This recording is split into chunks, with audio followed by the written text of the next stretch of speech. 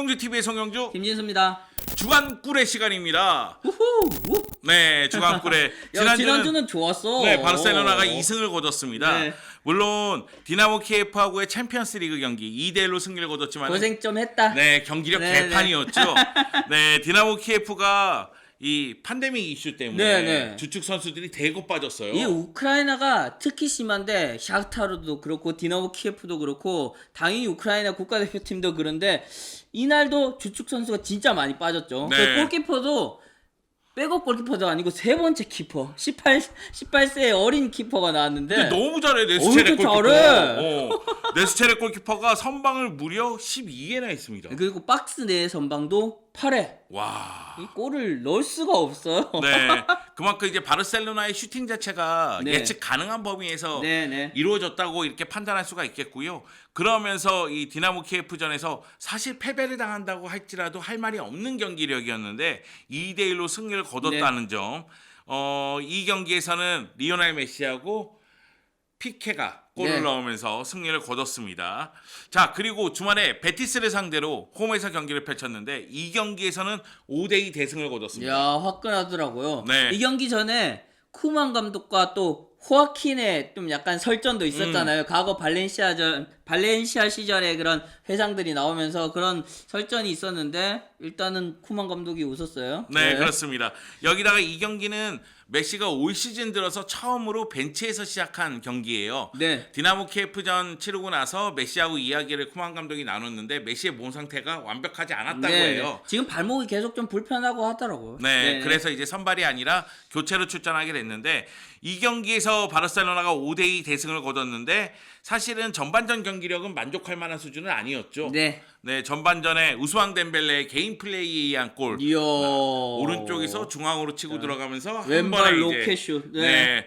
그러면서 선제골을 기록했고 그 다음에 PK를 얻어냈지만은 그리즈만이 날려먹었죠. 야, 그러지만 이런 것까지 놓치나라면서 진짜 안 풀린다라는 느낌을 딱 주는 그런 장면이었죠. 네. 그리고 나서 전반 종료 직전에 사라브리아에게 실점을 하면서 결국은 1대1로 전반전을 네. 마감하게 되는데 이 경기에서도 바르셀로나의 문제점은 여실히 드러납니다. 왜냐하면은 오른쪽에 세르지 로베르토가 공격에 가담했을 때 오른쪽 측면 쪽에 파고드는 상대의 공격을 제어를 못해요. 왜냐하면 4-2-3-1에서 부스케츠가 그 자리를 커버를 해줘야 되는데 기동력이 너무 떨어지고 여기에 렁글레가 너무나 폼이 좀 떨어지다 보니까 이 경기에서 실점 장면은 렁글레하고 다 연관이 또 있습니다. 그런 측면에서 봤을 때는 바르셀로나의 수비의 문제는 여전히 존재한다.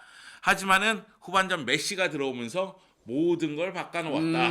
네, 특히 그리즈만의 골 장면 바르셀로나 팬들이 원하는 장면이죠. 그렇죠. 네. 메시가 흘려주면서 미끼 역할을 하다 보니까 브라보 골키퍼마저 메시 앞쪽으로 움직였거든요. 다 속았죠. 다 속았죠. 네, 그래서 이제 그리즈만이 뒤쪽에서 들어오면서 손쉽게 깔끔하게 마무리 짓는 모습이 이런 있었고 거는 넣어줘야지. 네. 그리고 이제 PK는 메시가 처리하니까 또 골로 연결이 되고 네. 그리고 나서 내가 필드골이 없다고 너무 많이 구박해. 그러면서 이제 메시가 필드골도 기록하게 됩니다. 그 필드골이 나온 상황에서의 저는 부분 전술도 굉장히 좋았다라고 봐요. 수비수들을 끌고 다니면서 공간을 만들어내고 그 공간으로 메시가 침투해서 또 특유의 대담한 그런 피니시까지. 그러니까 트링칸과 메시 그리고 나서 메시가 중앙으로 들어올 때 세르지 로베르토와 메시. 네. 그러면서 이제 연계 플레이가 이루어지면서 뒷공간으로 들어갔고 메시가 마무리 짓는 모습이 나왔습니다. 그리고 마지막에는 페드리가 골을 넣었습니다.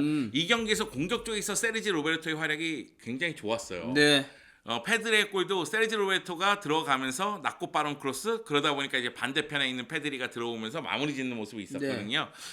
여하튼 바르셀로나가 5대2로 승리를 거두긴 했는데 이 경기에서 정말 안타까운 일이 일어났죠. 네, 안수파티가 전반전 끝나고 교체됐는데 반월판 부상이 나왔습니다. 네. 속상하죠. 네. 스페인 언론 쪽에서는 아마도 후유증 생각해서 약 4개월 정도 재활이 필요할 것이다. 이런 이야기가 있어요. 바르셀로나 입장에서도 지금 안수파티가 빠르게 돌아오길 원하겠지만 안수파티가 어린 선수인데 지금 이 부상이 고질적인 부상으로 연결될 수도 있으니까 좀 시간이 걸리더라도 확실히 치료한 다음에 복귀를 시키는 것이 좋을 듯 보이고요. 다만 아쉬운 점은 그거죠. 안수파티가 지난 시즌에 비해서 올 시즌 성장을 하고 올 시즌도 경기를 치르면서 계속 성장하고 발전하고 있는데 이제는 발전 속도가 좀 늦어지지 않을까? 이런 네. 생각이 좀 들어서 발전 속도가 느려진다면 좀 아쉬움이 있지 않을까 그런 생각이 들어서 좀 아쉬움이 있습니다. 일단은 뭐 돌아오는 걸 지켜봐야 되겠고요. 그리고 다행인 거는 뭐 반월판 뭐 제거 절제 얘기도 있고 했는데 이번엔 봉합 수술로 해결이 됐다라고 하는 거는 뭐 최악의 상황은 좀 피하지 않았나 싶고요. 빠르면은 뭐 바르셀로나가 챔피언스리그 8강까지 올라간다는 전제하에 그때쯤에 복귀한다고 하더라고요. 그리고 후반기도 뭐 좀 어느 정도 중반에 다다라서야 돌아올 수 있다라는 건데 올 시즌은 컨디션을 좀 회복하는데 초점을 맞추는 그런 시즌이 되지 않을까 싶고 결국 초반에 굉장히 좋았던 폼을 이어가지 못하게 된 게 좀 아쉬워요. 네. 쿠티뉴 선수가 A매치 기간 이후로는 돌아올 겁니다. 그러면 이제 네. 쿠티뉴를 어디에 배치하느냐 그리고 덴벨레하고 페드리를 어떻게 쓰느냐에 따라서 이 안수파티의 공백을 메울 것으로 보이고 또 한 가지는 이제 콘라드 선수를 올린다고 하더라고요. 네, 콘라드 선수가 워낙에 스피드하고 드리블이 좋은 선수니까 이 어린 선수에게도 기회를 줄 것으로 보입니다.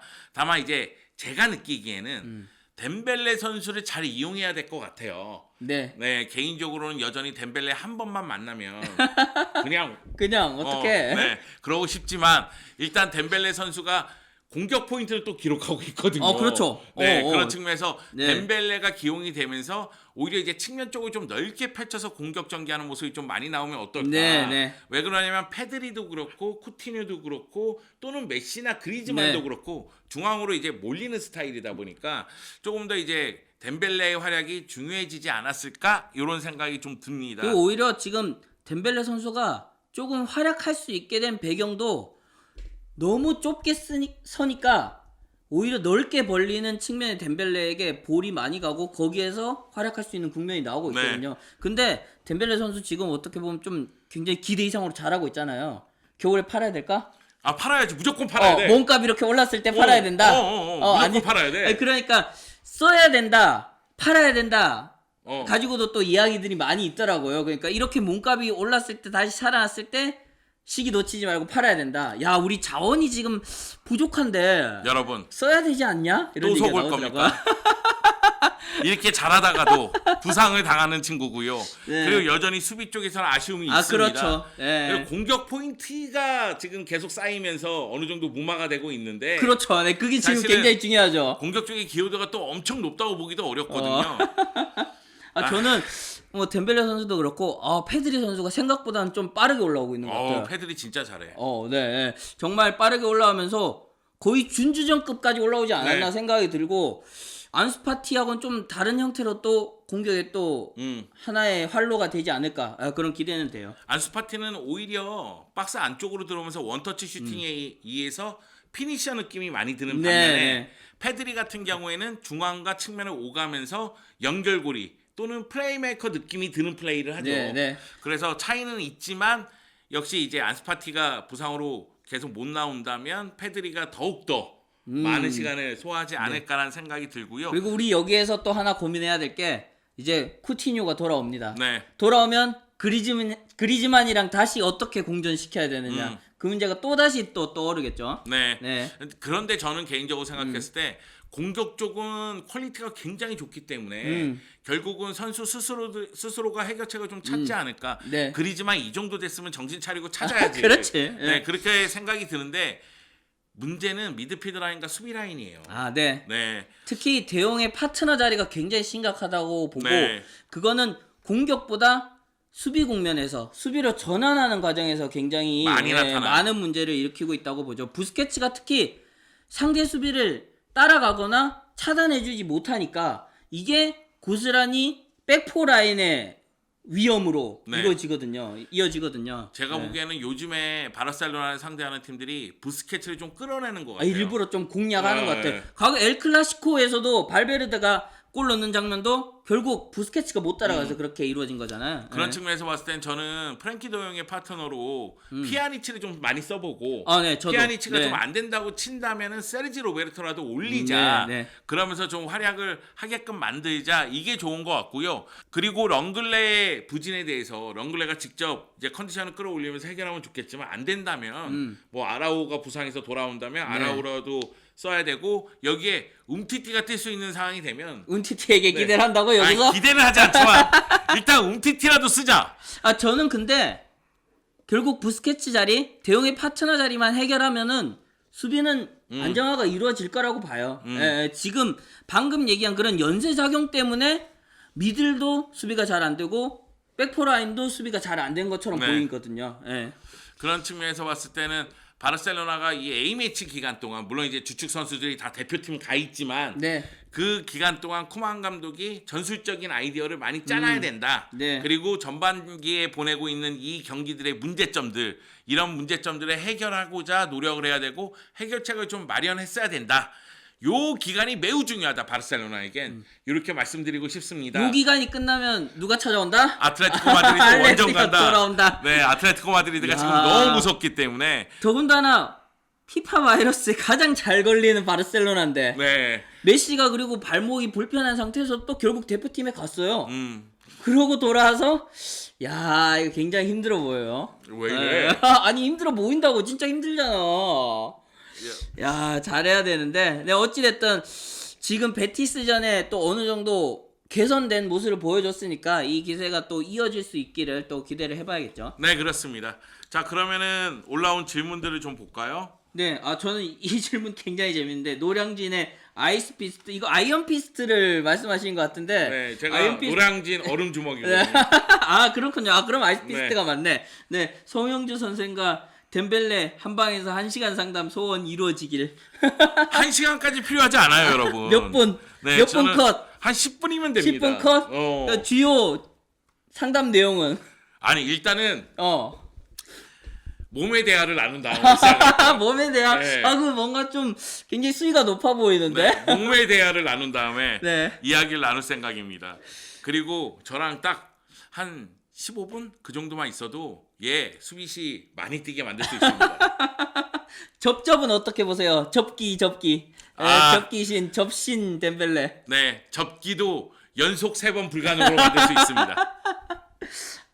덴벨레 이런 갱생을 기원한 측면에서 반드시 합방이 이루어지길 바랍니다. 아 그래도 솔직하게 얘기해서 제가 어. 덴벨레 플레이 보면서 네. 정말 한 번만 때리고 싶다 이런 얘기 한 다음에 공격 포인트를 계속 기록하고 어. 있어요. 저는 이 정도면은 덴벨레 리스크를 안고 갈 수 있다. 일단 전반기까지는 그렇게 보거든요. 왜냐면 공격 포인트로 만회를 해주잖아요 지금. 아니, 그러니까 내가 그 얘기하고 나서 어. 이 정도 해준다는 거는 나를 만나면 얼마나 더 잘할 잘할 수 것이냐. 있다. 그런 더 생각이 드는 고점을 거죠. 찍을 수 있다. 그렇습니다. 이리 와 덴벨레. 네, 다음 질문으로 넘어가겠습니다.